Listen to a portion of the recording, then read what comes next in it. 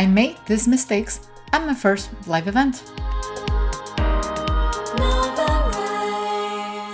Hello everyone, and welcome back to another episode of Novarise Invest, your channel for financial education. So today's video, it's about live event.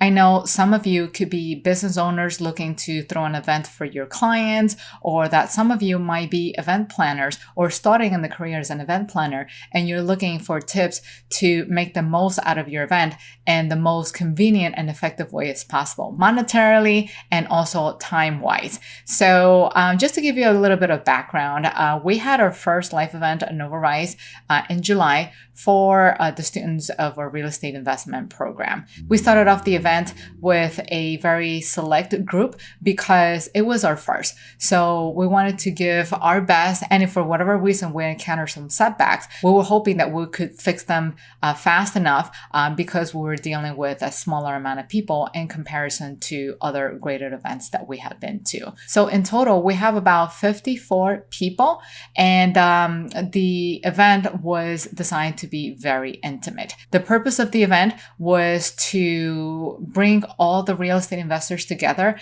that are part of our investment program. So they came from all over the US just to gather together and be able to meet other like-minded individuals. The purpose of the event was not to make money. In fact, it's an event that we've been putting on hold for the past 2 years. Our student has been asking for it, but because of COVID restrictions, we were unable to make it happen until this year. So it wasn't with the intent to make money. In fact, we actually ended up losing a lot of money in this event, but we don't regret it because something very beautiful came out of it. At the end, a lot of people got to meet with others who are like-minded, and they not only get to share some tips, but they also were able to share their achievements, which depending on the circle that you are in, you might not necessarily be able to do that given the people that are surrounding you. So in our event, it was actually a safe space for them to be themselves, to share everything they know, everything that has worked for them. And it was designed to be kind of like a mastermind, a one-day mastermind. So in today's video, I'm going to share with you 15 tips, 15 do's and don'ts in the event so that you can plan a very successful one and you don't make the same mistakes that I did. And if you happen to stay until the end, you're going to get a bonus tip as well. So let's get started.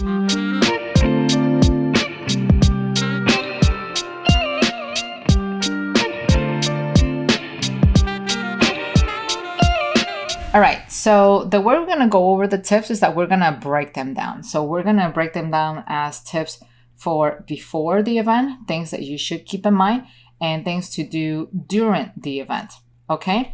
And then if you make it all the way towards the end, you're going to get a bonus tip as well. Okay, so here's what we got.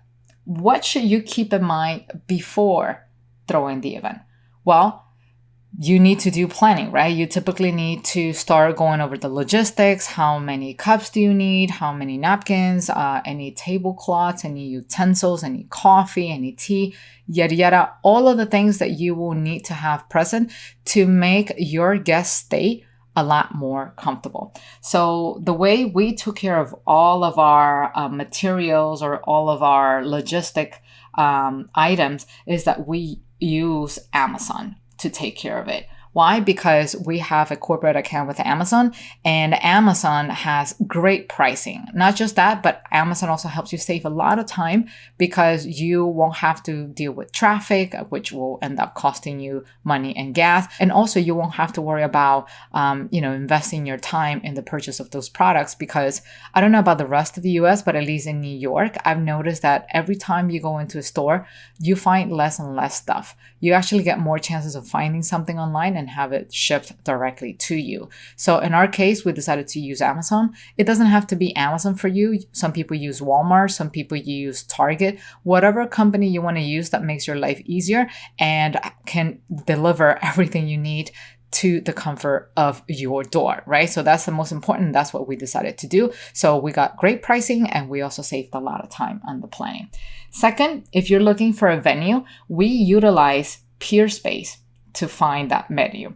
because originally we had a place in mind and we were working on the logistics with them.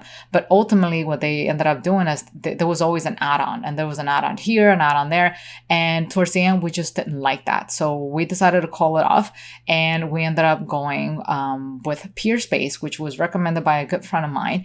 And the way the platform works is that it is kind of like an Airbnb, but for office spaces. So let me show you how that works. So here we are, Peerspace, and the way it works is that it's very simple. You come here to this window and they're gonna ask you, enter your activity. Let's say you're planning for a baby shower or something like that, right? And then what's the location? I don't know, it could be in LA. So let's just type in Los Angeles.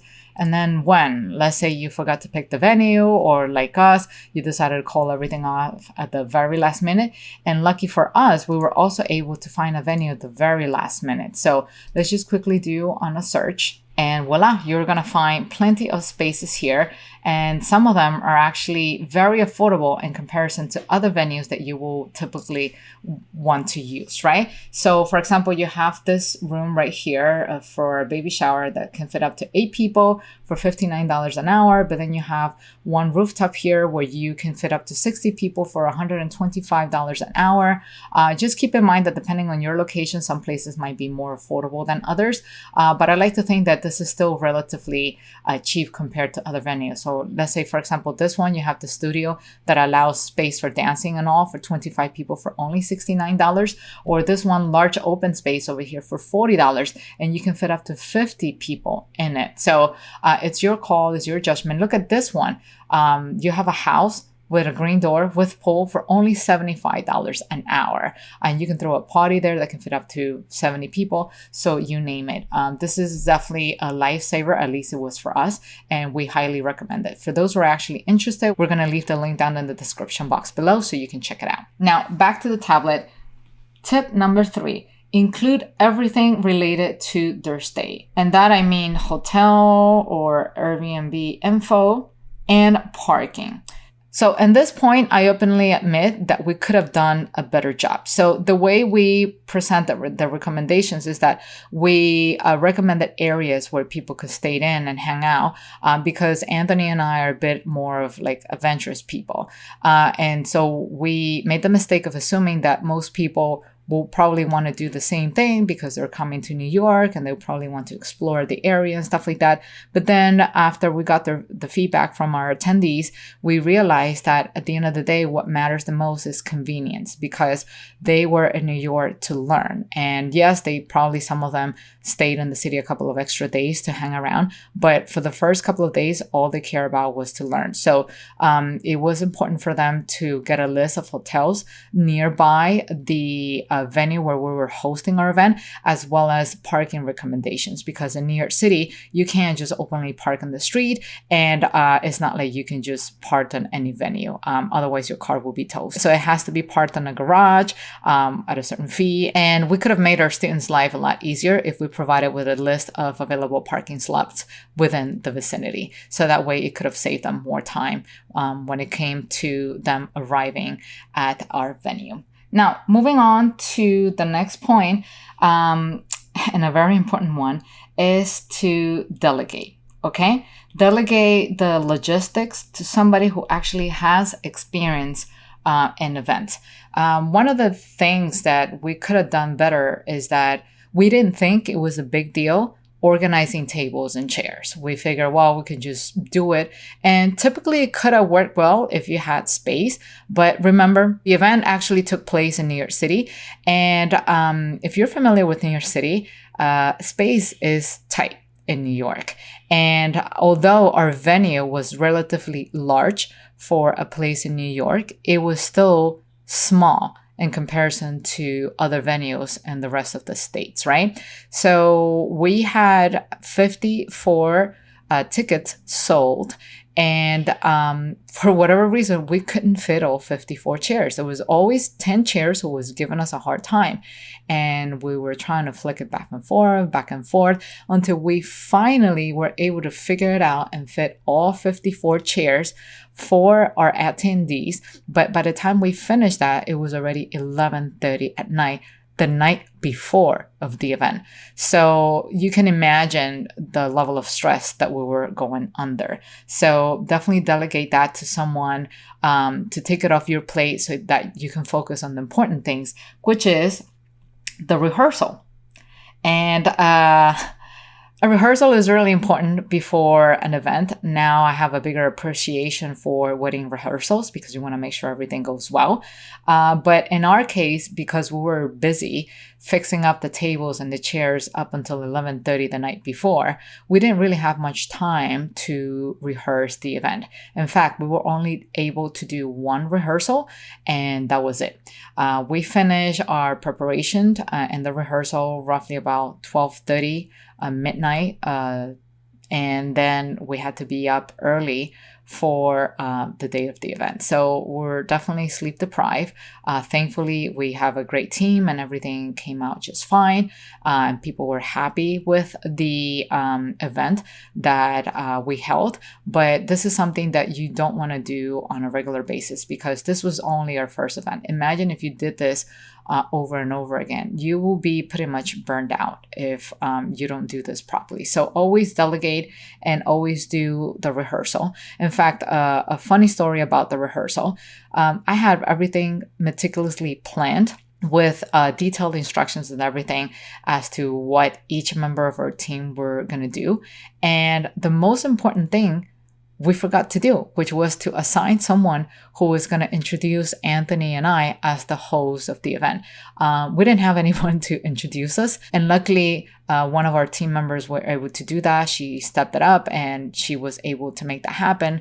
And the introduction happened smoothly and no one noticed that hiccup. So it was a great thing. But in the end, definitely we broke a sweat. And it's important that you try not to let that happen by planning properly beforehand. That's why you're watching this video, right? Now, I want to take a moment to remind you that if you like this episode, feel free to hit the like button right here below so you can help this episode rank and help others like you looking for information of this kind. And if you happen to know somebody who will find this information useful, feel free to share the love and send this episode their way so you can help change their lives for the better. Back to the episode. Back to the tablet and moving along to tips that you can implement during the event to make things great, right? So what's the next tip that we have? Have a waiting area. That is very important. Have a waiting area for your guests. So the way we originally planned this is that we allotted a 1 hour waiting time before class starts. So doors will open at 10 o'clock and then the classes were going to start at 11 o'clock. Now, the agenda was not shared with our students beforehand because we were not sure if some of our speakers were going to cancel at the very last minute and we didn't want to give room to any disappointment. So we held off on sharing the agenda until the day of the event. But we did tell everybody that the event started promptly at 10 and to please be on time. And what we did not anticipate is that there were some students who actually appear at 9:30, so a half hour early. And we were anticipating some people showing up a couple of minutes before, maybe 10 minutes or so, but we did not anticipate people would show up at 9:30. So at least half of our class showed up a half hour before time. And sadly, because we were still accommodating the venue, we didn't really have a place indoors to accommodate them. And some of them wind up having to go to a nearby Starbucks or a nearby Dunkin' Donuts. And some of them wind up making a line downstairs. Luckily, we have a member of our team keeping them company and, chatting and stuff like that. So at the end of the day, it was good. It was a good interaction, but definitely something to keep in mind to not keep your guests waiting on the outside.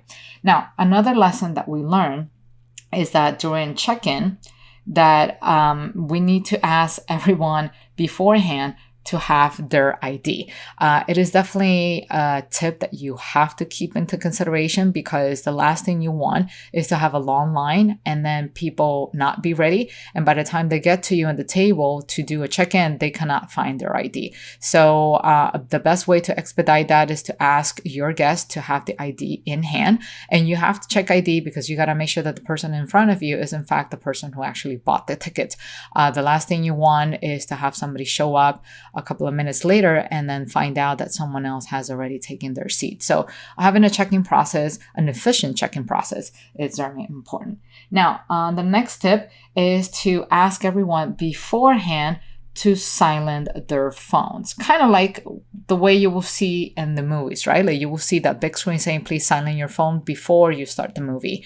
Unfortunately, I did not remember to ask that because I was very nervous when I first walked in. It was my first time having a room filled with 50 plus people looking at me, staring at me. And I didn't know what to say. And I kind of like froze. So some of the housekeeping items I kind of forgot to mention. And with that included silencing their phone. We did experience a couple of interruptions during the event because the phones went off. So always make sure you let people know before the event starts. You can even ask your team to remind the guests to do that in the event that you forgot. Now, the next tip, it's including an icebreaker exercise. This is a very nice one. It's a very important one and one that we're actually very proud of. You will notice that whenever you're doing a networking event or even a mastermind, that some people are shyer than others. So that means that they're either going to be inclined to stay quiet or not talk, or maybe if they are given an opportunity to talk, they probably will not know what to say. So what we decided to do was to create a questionnaire of a couple of simple questions that are easy for people to respond, and that it will give them kind of like a personal view of who they are, so that way people can connect better. So among the questions that we included in the icebreaker exercise is, your name, the city where you reside or place of residence, the country of origin, because we do have people who are also traveling from not only out of state, but from other parts of the world. So that was important to know. We also asked 3 things that they love to do for fun, right? It could be cooking, it could be dancing, reading, or traveling. And the last one, we asked for a fun fact. So the fun fact has to be something about them that no one else knows. But if people were to hear about the story, they will know exactly who they're referencing to. So the fun fact that I share in the class was that I took comedy classes before the live event because I was afraid that people were going to get bored about what I had to share with them and that they were going to fall asleep. So I figured that if I took a couple of comedy classes, I should be able to make everybody laugh. But to my surprise was that people were having so much fun that they were even skipping the breaks. And there was no need to use humor for that. Like, it's just the community made it all happen. So definitely a great experience on that end. Now, moving along onto the icebreaker, very important to keep the instructions on the handout, okay? So originally, the way I have the icebreaker exercise planned out is that each person was going to do a maximum of 3 minutes of talk, right? But because I was nervous, I completely forgot about the whole 3-minute mark. And we had some students that stay exactly within the 3-minute marks, but we had some other students that got a bit inspired in terms of sharing their story, and they definitely went over the 3-minute mark. And that was some of the feedback that we got from some of the attendees, that they were just simply not happy that some students took longer than others to perform the icebreaker exercise. So for future reference, what I learned is that in the handout where I am listing the icebreaker questions, I will make sure I will note 3 minutes max per person in order to make it fair for everybody else and have the chance and the opportunity to talk. Now, I want to pause for a second and ask for your opinion. What do you think about what I'm sharing so far? Let me know down in the comment section below, and your comment will help me get to know you better, so that way I can design a much better episode that can meet your needs in terms of what you're looking to learn. Now, back to the episode. Now, next tip, and this is a fun one. Actually, this is a feedback that came directly from our students. They prefer to have lunch as opposed to dinner. So the way we originally had this planned out is that we had an event that started at 10 And it was going to be classes all day with 15 minutes break in between. And then towards the end, we were going to have dinner. So what wound up happening is that during the morning, we were giving out people coffee, tea, and a little bit of snacks. And then throughout the day, we were also giving them access to water, snack bars, energy bars, and even fruits. But the feedback that we got is that they were somewhat still hungry throughout the day and that they were actually fighting their cravings. So waiting for dinner, although it was delicious for them, it was kind of like a long stretch. So for future reference, we are going to do lunch in the middle of the day and not dinner, because a lot of them prefer to not have dinner in exchange for more time in the classroom so they could ask more questions. So definitely an interesting fact that we found out there. Now, the next lesson learned that we got out of this is that there needs to be a leader for the event. Everyone was broken down into specific roles. Every team member was assigned with exactly what they needed to do. But when you have so many silos, so many people working separately, sometimes it's difficult to understand what's happening at a high level. So the only person that knew what was going to happen at a high level was me and Anthony. But I was the host as well. So when you are the host, you can only focus on being the host. You can't be the host and then pay attention to the logistics. So I definitely learned that. And I'm going to make sure I'll have another event leader to make sure that everything else is taken care of. And then another tip that we got out of this are water pitches, right? So originally, the way we had the event set up is that we didn't want to give people access to so much water during the classes because we were afraid that people were going to need to use the bathroom and then they were going to continue to keep getting up. And that could cause possible distractions on some of their classmates that were paying attention to the class. So the way we originally planned this out is that we had the waters on a side room, like a snack room, and people were going to access the snack room during breaks. But once again, we did not anticipate that people would have so much fun with the classes and that a lot of them actually decided to stay during the breaks because they don't want to miss out on the information. But when that happens, you know, people get thirsty. Luckily, we had members of our team coming in offering water towards the end of the event. And so a lot of people were able to get access to water, but definitely a lessons learned for the future. And the next point here, bathrooms, right? So very important. So we learned that it is necessary to have a designated bathroom for the presenters because if you commingle or you mix the bathrooms with the audience, chances are you're going to be delaying the audience from their break, from their need to go to the bathroom. And by the time you start the class, people are not going to be back into the classroom yet because you were able to access the bathroom that it was supposed to be assigned for them. So in the future, have designated bathrooms just for the audience so that the lines can go quickly, and then have one just for you and the presenter, so that way you can continue to maintain the energy, the momentum, and avoid any interruptions from people. And lastly, we have our bonus lesson right here. And the bonus is to always do an assessment review during the event. So because this was our first event, we did not even think about asking our students to do an assessment review. What we end up doing is that 3 days afterwards, we ended up sending a survey asking for our students for their feedback. And as you can guess, the response rate was not the highest because it's been a couple of days past the event. So the best moment to do that assessment review is in the day of the event. So if I were to do this again, I would have taken that assessment review and asked people to do it before the last class. That means before my class. So that way everyone is still present, everyone still has that information fresh, and they have nowhere else to go because they're sitting in front of you. So in a way, they're forced to fill up the survey and give you that feedback that you so much need so you can continue to plan much better events in the future. So there you go. Those are my tips, and hopefully they're useful for the successful planning of your event. While I still have you here, do not forget to check out this episode right here on the side that's going to help you complement everything you just learned today. I'll see you in the next video. Take care. Bye-bye.